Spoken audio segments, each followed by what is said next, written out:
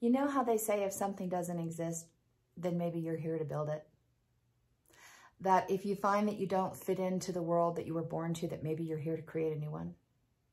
And of course, Kevin Costner enters the picture, and it's also, if you build it, they will come, and you're building on a baseball field by plowing down your cornfield. Well, that's me. And I'm here today to tell you that my vision is to take back Valentine's Day, or at least to share it. I want to share it with the lovers and embrace the other loves of our lives, our women, our sisters, our tribe, for GALentines Day. And on that note, I want to share with you a delicious piece of writing that one of my GALentines sent me today that perfectly encapsulates how I feel about this day and how I feel about you and this tribe and women in general. Here's how it goes. Wish we embraced falling in friendship love and the magic of friendship love in general.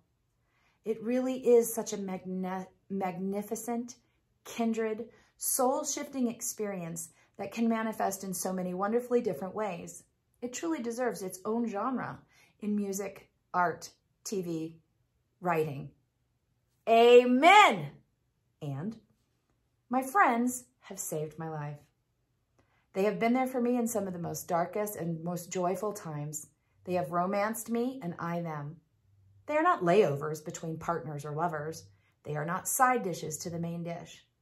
They occupy such an important part of what love is and can be. They don't diminish other forms of love. They enhance them. They are a unique kind of home and belonging. Well, she has me right there, because home and belonging are two of my absolute favorite words in the world. And as I stated when this video opened, I'm here to create them. I've searched my whole life for home and belonging out there.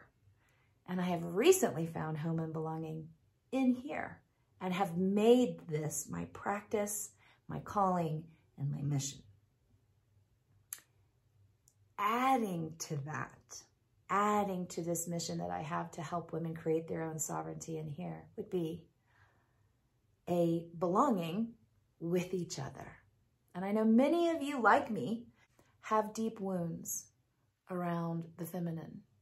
Not just how the feminine has been treated by the world and treated by ourselves, but how, in particular, women have treated women in our lives and our experiences. There's some deep wounds there.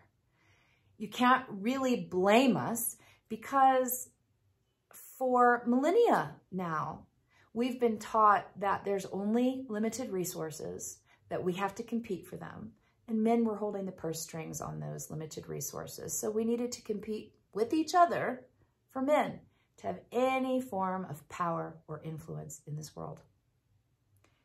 I know that's changing, right? Those messages are changing. Our daughters and granddaughters and great-granddaughters aren't going to hold those same beliefs. But it's largely in part because we're doing the work to shift it. And I, for one, intend to do the long haul until I'm out, to blaze a trail so these girls can have a path to a new way of experiencing resources on this planet and experiencing themselves as a primary, integral resource. That starts with you, and it starts with me. So I know some of you have wonderful, powerful relationships with females in your life. I know that you have a lot to celebrate today, and I'm envious of you in that most of my life, most all of my life, I lived with that as a longing, as a deep, deep ache, as a huge missing. So all of that I would have spent with a sister or a friend, I developed in myself, and I became my own love, but didn't have the experience of being loved by another or in love with another. And what I mean by in love is in the love connection of magic and friendship and belonging. That's changed recently. I have some very important women in my life now, but I deeply, deeply know that ache because I carried it for so long. It's also very similar to that ache of being an orphan. It feels very lonely. And you can feel alone inside of a room of lovely, generous, kind people. And you find yourself experiencing loneliness right in the middle of them. There's nothing sadder. There's few things are sadder for for an internal experience than being lonely in a room full of people.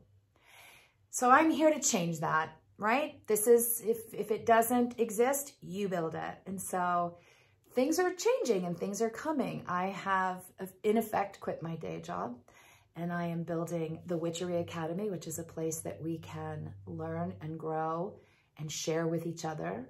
I have a Patreon that's coming up, a Patreon channel where we will be able to gather together and share and be vulnerable and be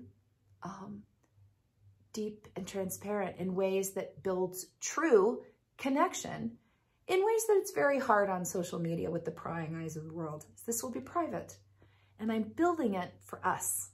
I'm building it so that each of us, when we go out in the world, can feel more centered, more calm, more confident, more capable, more powerful, more zingy, more whooshy, more alive. This is your safe space. Like that quote says, this is a place of belonging and home. I'm so excited to be building it for you. And what I want to tell you is twofold today. The women in your life, if you are blessed to have them, I encourage you to reach out to them today and celebrate GALentines.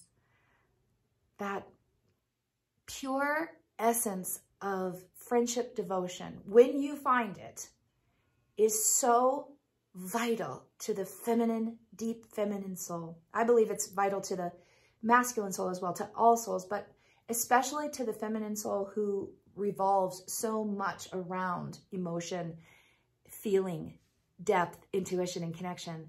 These friendships are vital, and we are starving without them. So if you have one, I'm encouraging you to celebrate them, her and them. And I'm also encouraging you to know yourself as your GALentine, if you don't already. And one of the most effective ways, and this will be in the Witchery Academy teaching, and this will also be featured in our family on Patreon. I will be talking about this a lot, is we learn it from experiencing it. We learn it from receiving it. This is a downstream way to learn it rather than the upstream way that I learned it, which was me and my journal. So it can be done. It's much more difficult.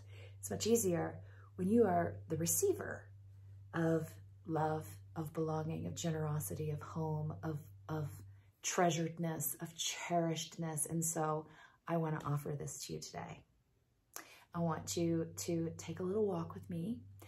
Right back there in the hallway, when we turn left, there's a red bathroom with a deep tub.